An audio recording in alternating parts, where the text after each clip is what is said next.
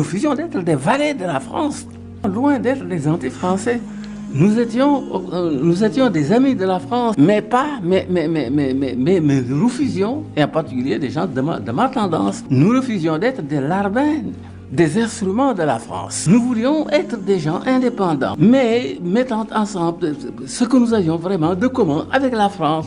Il y a cette communauté de langue, quelque chose de formidable. Et puis l'histoire, il y a des liens que nous avons tissés à travers l'histoire, qui sont des liens privilégiés que nous n'avons pas avec les États-Unis d'Amérique ni avec l'Angleterre. Et donc nous étions vraiment bons pour faire un sort particulier pour avoir des relations privilégiées avec la France.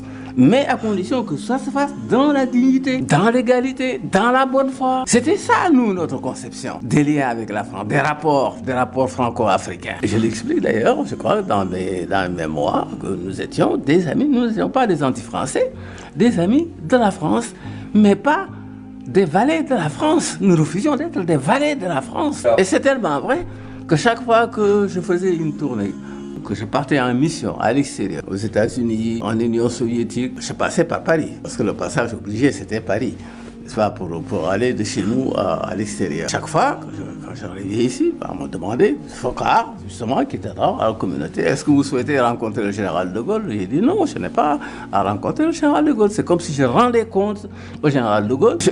Mon compte rendu, je le dois d'abord à mon gouvernement, au gouvernement de mon pays, et pas au général de Gaulle. Un exemple précis. C'est depuis que les choses ont changé complètement. Les rapports ont changé complètement. On est devenus des vassaux. Les chefs d'État ont accepté ensuite, sous l'influence de gens comme Foccart. Et voilà, les choses ont changé.